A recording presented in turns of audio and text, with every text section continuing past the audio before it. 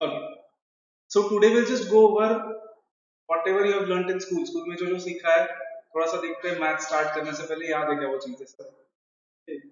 So first एकदम basic. First of all maths के लिए have to make two books, two notebooks.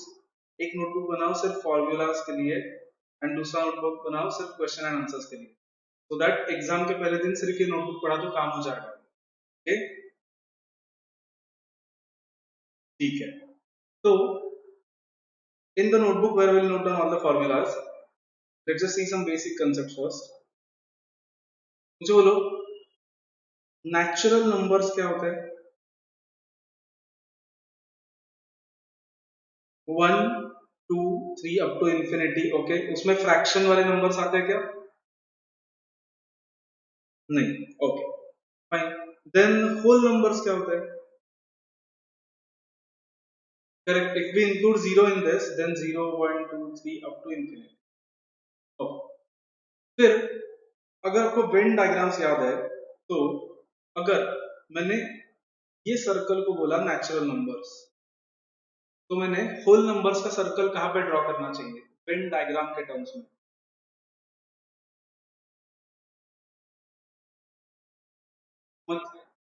Correct, ये उसके अंदर आना चाहिए. परफेक्ट.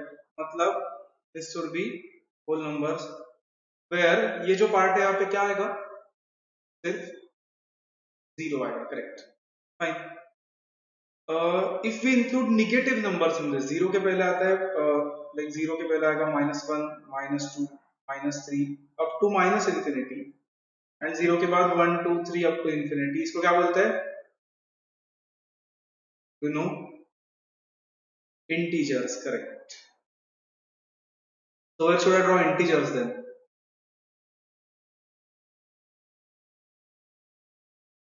Correct. Correct. So यहाँ पे integers draw करने चाहिए. Okay. Where ये जो outside वाला part है उसमें क्या आएगा? Correct. माइनस वन से माइनस इंफिनिटी तक. Okay, fine. अब this does not include fractions yet. So let's try to draw a number line.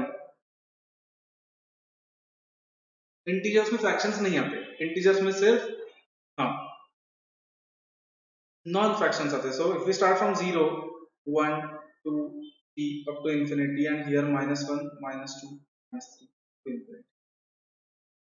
Then can you tell me between these 0 and 1 how many numbers are there? Correct. There are infinite numbers between 0 and 1 also. तो वो numbers हमने अभी तक include नहीं किए तो उनको include करने का try करते हैं. Okay. So let's try to include something called as rational numbers. First of all, do you know what are rational numbers? Do you remember? Hmm. Okay, anything in the form of p by q where q is not equal to 0. But p and q have to be what? They have to be hmm, not necessarily positive integers. Okay, देखते हैं example लेके देखते हैं. Okay, so let's say I take 3 by 2. What is the value of this in decimal points? If I divide 3 by 2, it is 1.5, right? Fine. If I take 7 by 4, this is try to divide it. Correct, 1.75. Okay. If I take 5 by 3, that is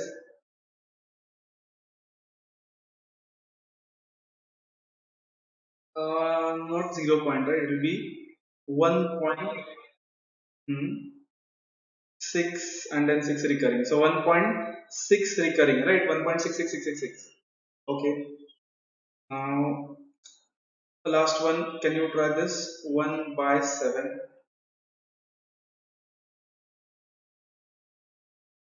1 by 7.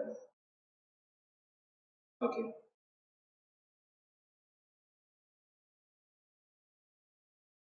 Hmm. Hmm. 4. Keep going till it either stops or it starts repeating. Okay, try.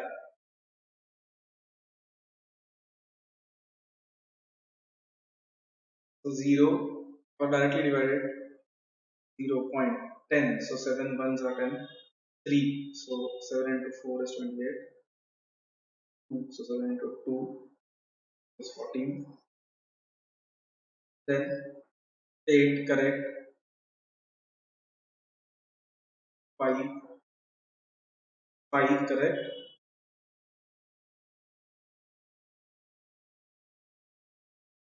Then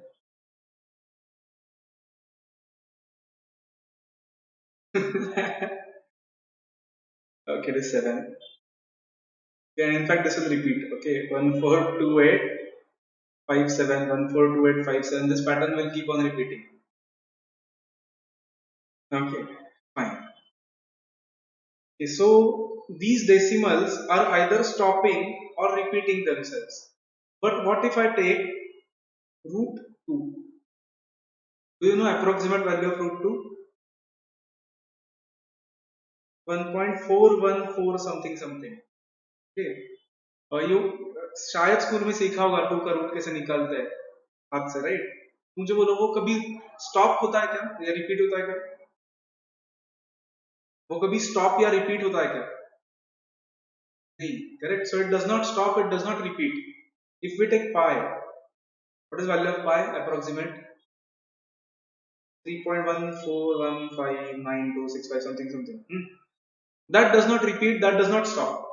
So the numbers which either stop after a decimal point, after some digits, or start repeating themselves are called as rational numbers. Okay, so rational numbers can be written as some integer divided by some other integer,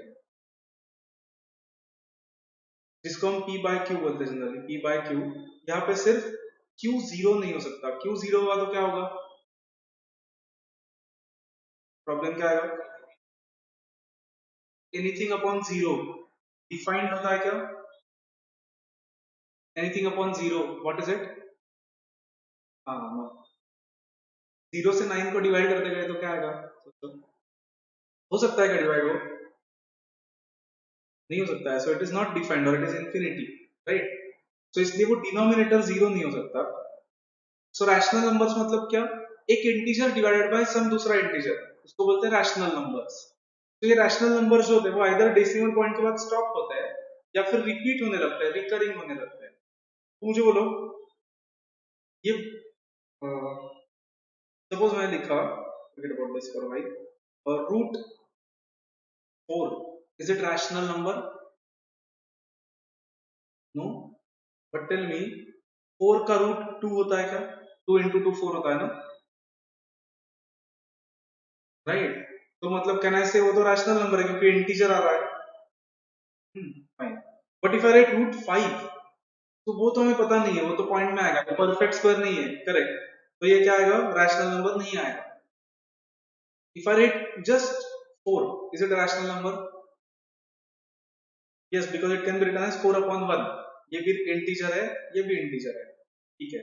if I write 2.5, is it a rational number? Yes, because correct, it can be written as 5 by 2 और 25 by 10 अगर decimal point shift किया तो, correct. तो integers भी आते हैं rational numbers में. तो कहने से रैशनल नंबर्स का सर्कल अब इसके बाहर ड्रा करना चाहिए मैंने. Fine. So this will B rational number. Okay. फिर जो रैशनल नहीं होते उनको क्या बोलते हैं? Irrational, correct. तो इरैशनल नंबर को कैसे डिफाइन कर सकते हैं अदर देन ऐसे बोलना कि रैशनल नहीं है ऐसे नंबर्स? कोई अच्छा वे हो सकता है क्या डिफाइन करने का?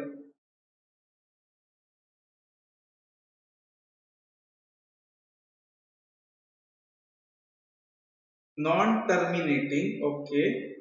ये क्या होता है नॉन टर्मिनेटिंग? मतलब डेसिमल पॉइंट के बाद they don't stop, they don't and anywhere, terminate नहीं होते. फाइन. एंड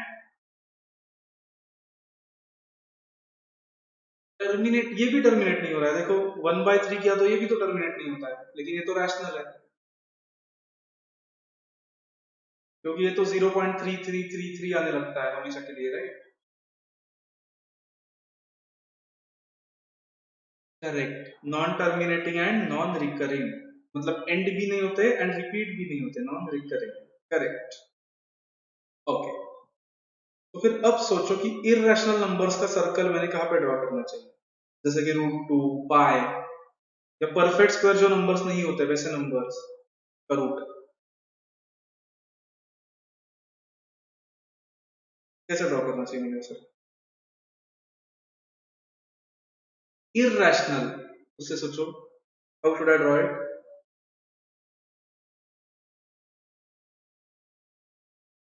सोचो, ये तो रैशनल है राइट, तो इररेशनल कहां पे आएगा सोचो? करेक्ट, परफेक्ट, नया सर्कल ड्रॉ करेंगे जिसमें होंगे इररेशनल नंबर्स, क्योंकि ये सब अब तक जो देखे वो नहीं आते इसमें, इसलिए। ठीक है, तो ये इररेशनल नंबर्स हो।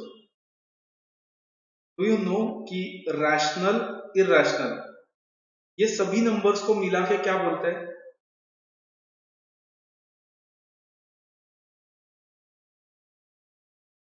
ओके, मुझे एक चीज बोलो, ये जो नंबर लाइन है, क्या नंबर सिस्टम में और भी कुछ आता है? ओके, एक चीज देखते हैं, मुझे बोलो, ये जो रैशनल नंबर है, लेट्स से हमने लिया 1/2, तो ये नंबर लाइन पे लिख सकता हूँ क्या मैं उसको? कहाँ पे लिखना चाहिए? करेक्ट, 0 और 1 के एग्जैक्टली हाफ मिडवे लिखना चाहिए। ठीक है, मैंने लिखा पाई 3.14159265, ये इररेशनल है, कभी एंड नहीं होता, तो इसको ड्रॉ कर सकता हूँ क्या इस नंबर लाइन पे? ऐसा देख के तो नहीं कर सकते, लेकिन ज्योमेट्री यूज करके कुछ तो यहाँ पे प्लॉट कर सकते हैं क्या हम पाई की value? Right, can be use geometry, क्योंकि पाई हमें पता है, पाई क्या होता है, कहां से आता है पाई? 22/7 तो उसका अप्रोक्सीमेट वैल्यू है, क्योंकि 22/7 बोला तब तो वो रैशनल हो जाएगा ना। पाई कहां से आता है, सर्कल के कौन से वैल्यू से पाई मिलता है हमें? बोलो, सरकमफरेंस, डायमीटर, समथिंग।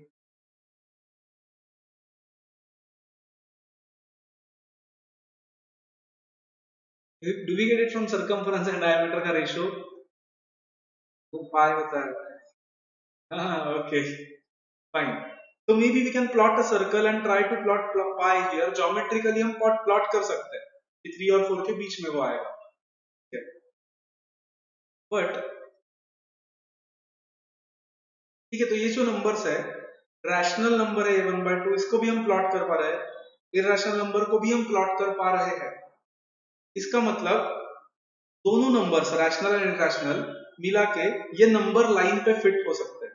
ये जो नंबर लाइन है उसको बोलते हैं रियल नंबर लाइन।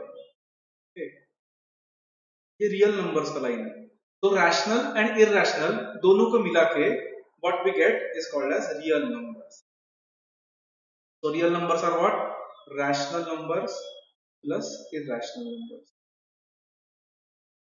ये सब हमें बहुत जगह पे काम आएगा, क्योंकि आगे जाके जब ये टर्म्स दिए होंगे तो उन्होंने डिफाइन नहीं किया होगा कहाँ पे, तो डायरेक्टली अज्यूम्ड होगा कि आपको ये समझता है।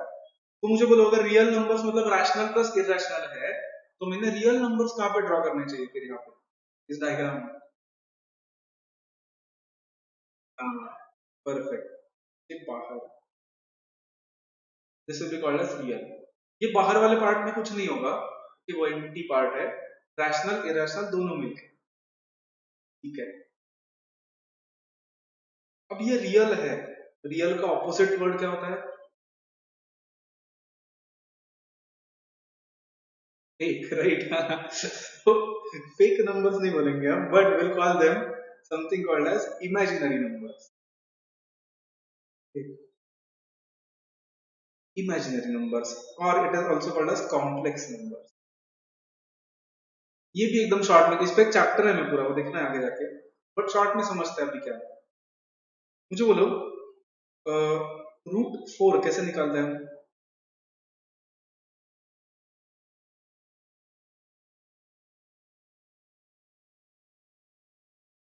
रूट का पावर इज 1/2, ओके, करेक्ट, मतलब उसको अगर ऐसे क्रूड टर्म्स में डिफाइन करना है तो मैं ऐसे बोल सकता हूँ क्या, 4 का रूट लेना है, इसका मतलब हमें ऐसा नंबर सर्च करना है जिसको खुद से मल्टीप्लाई किया तो 4 मिलता है हमें। करेक्ट,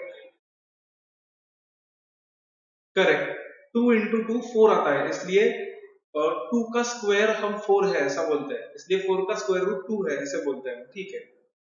लेकिन मुझे बोलो और भी एक नंबर है जिसको खुद से मल्टीप्लाई किया तो 4 ही आता है, कौन सा? नहीं आइडिया? मैं खुद खुद से मल्टीप्लाई करना है ना, लेकिन हाँ। Okay, what do I take? -2 and -2, is that also 4? Right. Okay, तो इसके तो दो आंसर्स है, एक आंसर है 2, दूसरा आंसर है -2। हाँ correct, +-2। What if I ask what is square root of -4?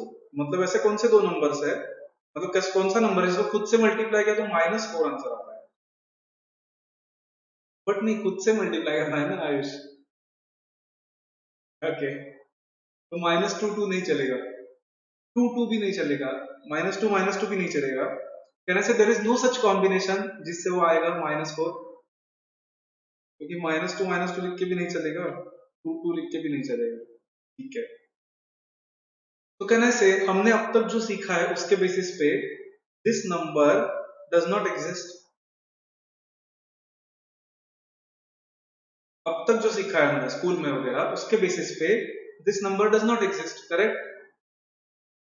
तो इसलिए इस टाइप के नंबर्स को बोलते हैं इमेजिनरी नंबर्स और कॉम्प्लेक्स नंबर्स, ये ज्यादा बेटर वर्ड है complex numbers. Okay, so complex numbers are numbers which are not real. क्या होता है? Square roots of negative numbers. तो square root of negative numbers, क्योंकि मुझे बोलो ये जो रूट ऑफ -4 है, ये वैल्यू तो हमें मिल नहीं रहा है अभी, तो अगर वैल्यू ही नहीं मिल रहा है तो हम इस नंबर लाइन पे प्लॉट कर सकते हैं क्या उसको? नहीं प्लॉट कर सकते, राइट। तो उस टाइप के नंबर्स को बोलते हैं इमेजिनरी या कॉम्प्लेक्स नंबर, जो रियल नंबर लाइन पे आते ही नहीं, लाइक √-4, √-1 etc। तो ये देखेंगे हम डिटेल में आगे जाके। बट अब मुझे बोलो कि ये कहाँ पे ड्रॉ करना चाहिए इमेजिनरी नंबर्स का सर्कल? करेक्ट, और एक नया सर्कल आएगा रियल के बाहर, इमेजिनरी या कॉम्प्लेक्स, ठीक है। या तो क्लियर है सब? Any doubt? कुछ डाउट यहाँ तक? ओके ओके, ये जो टर्मिनोलॉजी है बेसिक, नेचुरल, होल तो नहीं ठीक है, लेकिन natural, integers, rational and real, ये बहुत बार हमें लगेंगे, specially when we go to chapter of sets. Sets में बहुत बार आएगा, और इन जनरल इमेजिनरी नंबर्स का तो हमें चैप्टर ही है पूरा एक देखने, ठीक है। तो ये वो बेसिक नंबर सिस्टम के बारे में, टाइप्स ऑफ नंबर्स के बारे में। अब और कुछ देखते हैं बेसिक एकदम। अब हमें कैलकुलेटर तो नहीं अलाउड होता है, राइट, सो हमें डिवाइड, डिवीजन, मल्टीप्लिकेशन सब हाथ से करना पड़ेगा। मुझे बोलो कोई भी नंबर, सपोज मैंने कैसा नंबर दिया, लेट्स से 171, और ऐसे पूछा मैंने कि ये 3 से डिवाइड होता है क्या, तो हम कैसे चेक करते हैं उसको 3 से डिवाइड होता है या नहीं होता? अच्छा, डिवाइड करके देखेंगे। लेकिन अगर मैंने ऐसा किया, अब पूछा कि 3 से डिवाइड होता है क्या, तो करना पड़ेगा, राइट। तो प्रॉब्लम क्या होगा देखो, अगर कहीं पे हमें क्वेश्चन सॉल्व करते वक्त ऐसा आया कुछ तो होगा, ओके। अगर ऐसा कुछ बड़ा आया क्वेश्चन सॉल्व करते वक्त, तो कहने से हम हर बार करके नहीं देख सकते उसको रिड्यूस करने के लिए, राइट। मतलब 3 से होता है क्या डिवाइड, ऐसा चेक नहीं करके देख सकते। तो do we have some divisibility test for that? याद है कुछ? ओके, ठीक याद है, ओके। तो let's see this in short, क्योंकि अभी हमें बहुत बार लगेगा, स्पेशली हमारा टाइम सेव होना चाहिए कैलकुलेशन में। क्योंकि मैथ्स में एक चीज हमेशा याद रखो, अब इसके आगे 11th के आगे, इनफैक्ट 12th सीए में भी, कि calculations should be given least time and least importance. क्यों बोल रहा हूँ? क्योंकि 10th तक अभी क्या इंपॉर्टेंट था, कैलकुलेट करना ज्यादा इंपॉर्टेंट था। लेकिन इसके आगे आपका अप्रोच ऐसे डेवलप होना चाहिए धीरे धीरे कि कैलकुलेशंस आर सेकेंडरी। क्योंकि मुझे बोलो रियल लाइफ में हमें हाथ से डिवाइड करना पड़ता है क्या? नहीं, कैलकुलेटर होते, फोन भी होते, गूगल किया तो आ जाएगा आंसर, राइट? तो इसलिए कैलकुलेशंस आर सेकेंडरी।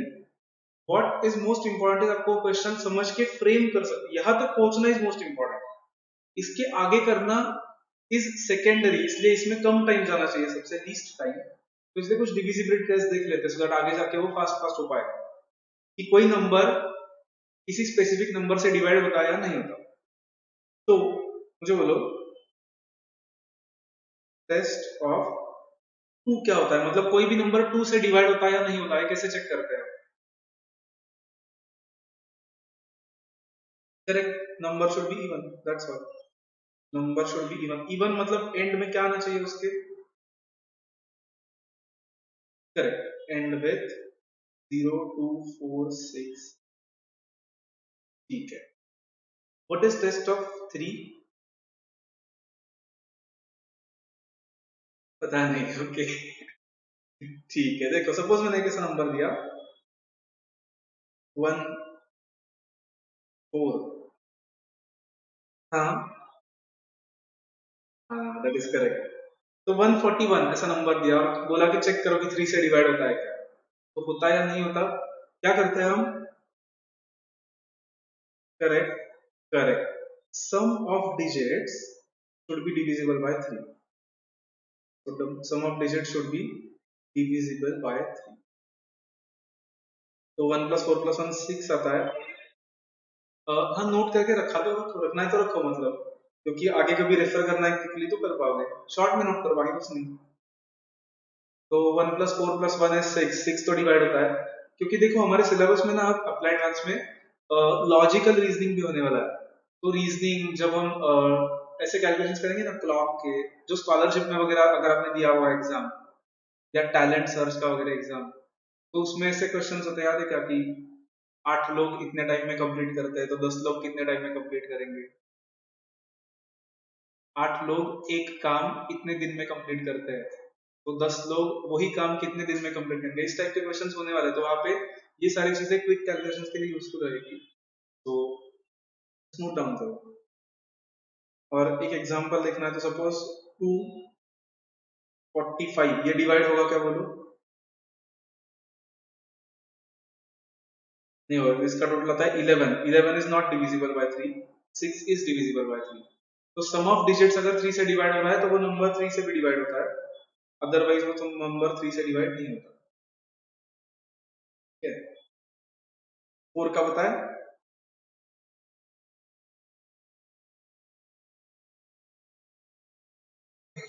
नहीं नहीं, नॉट नेसेसरली। मुझे बोलो 0 टू 4 इवन नंबर्स बोले, तो 22 तो 4 से डिवाइड नहीं होगा,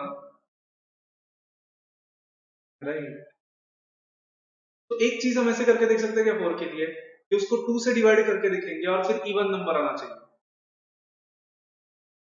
करेक्ट? या फिर 2 के लिए एक थोड़ा सा बेटर भी टेस्ट है, that is last two digits, last two digits should be divisible bye 4। जैसे कि सपोज मैंने एग्जांपल दिया ऐसे,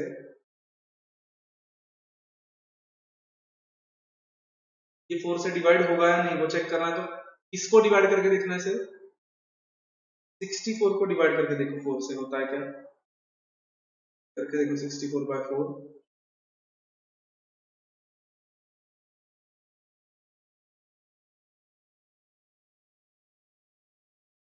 इज इट 16? मतलब ये नंबर भी 4 से डिवाइड होता है, तो सिर्फ लास्ट टू डिजिट चेक करने पड़ेंगे 4 के डिविजिबिलिटी के लिए।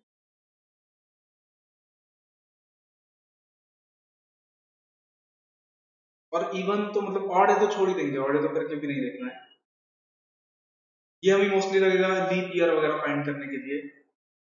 ठीक है, 5 की तो सबसे इजी है, उसके टेबल से ही समझ सकते हो। करेक्ट, एंड्स विद 0 और 5, नंबर 0 या 5 से एंड होना चाहिए बस, क्योंकि 5 का टेबल देखो, एवरी नंबर एंड्स विद 0 और 5। 6 का टेस्ट पता है?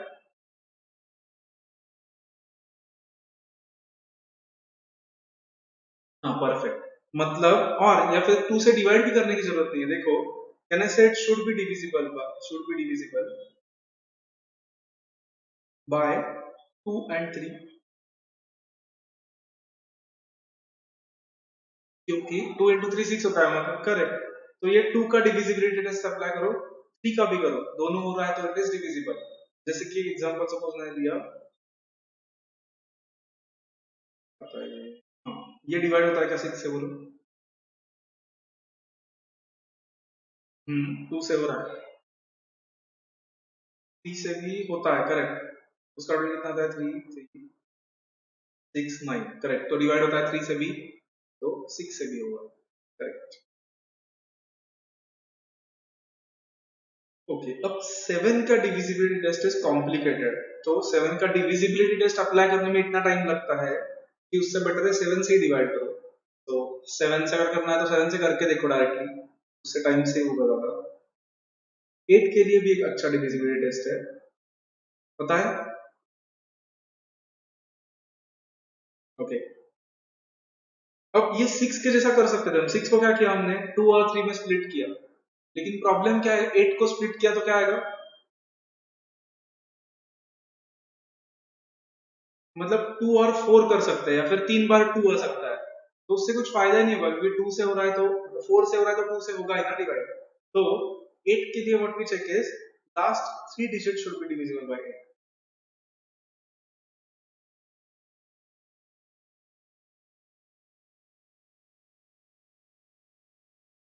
जैसे कि suppose if I give example of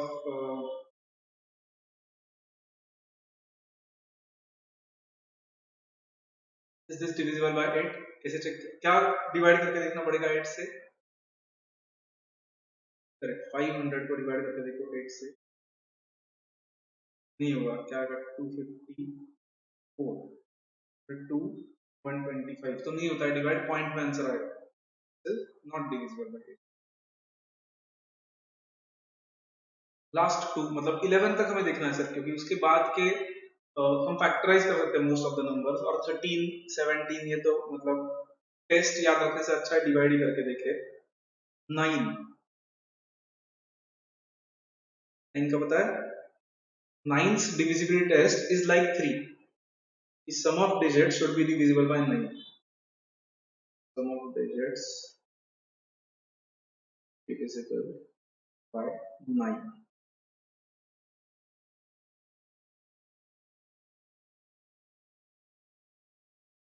तो ये होगा या नहीं होगा, बोलो नंबर?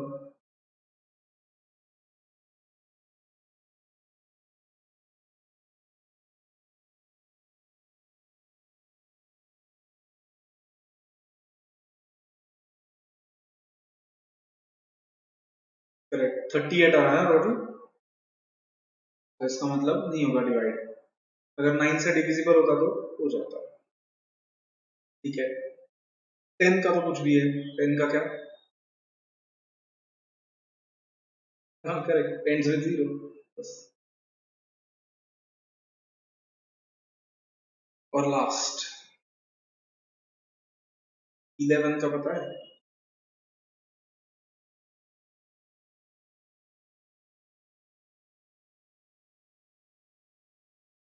देखो 11 का ऐसा है टेस्ट, सपोज मैंने एक नंबर दिया, ओके लेट्स से 11 से डिवाइड होने वाला एक नंबर लेते हैं पहले तो। नहीं, थोड़ा बड़ा, थोड़ा थोड़ा बड़ा, लेट्स से 60,742। ये 11 से डिवाइड होता है, क्योंकि मैंने 11 से मल्टीप्लाई करके ही दिया है अभी वो नंबर। ठीक है, तो करना क्या है, अल्टरनेट डिजिट्स लेने हैं। 6 से स्टार्ट करके अल्टरनेट डिजिट्स क्या आएंगे, बोलो? 672, उनका सम क्या आएगा?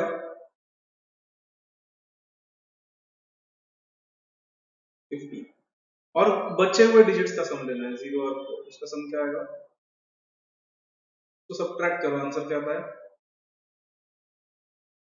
11। This should be divisible by 11। Okay, तो 11 के लिए तो हम बोलते हैं अल्टरनेटिव,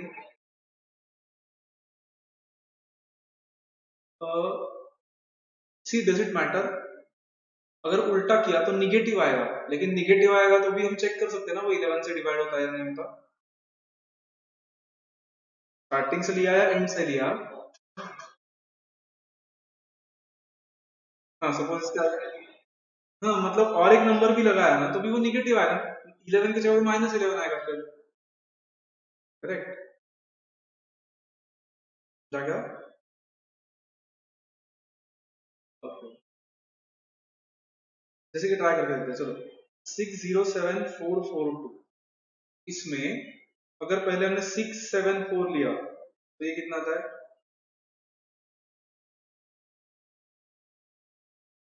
17, माइनस ये बचे हुए नंबर्स 6 ना, बचे हुए नंबर्स, हाँ तो 17 माइनस 6 11 आता है। उल्टा किया तो 6 माइनस 17 आएगा, वो -11 आएगा। ये दोनों डिविजिबल होता है ना, तो इसको बोलते हैं alternating some is divisible by 11। तो वो एग्जांपल लिख के रखो सो दैट समझेगा क्या है वो। Alternating some is divisible by 11।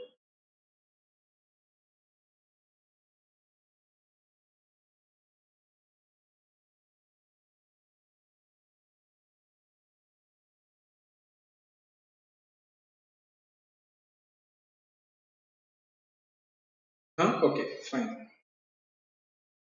ठीक है।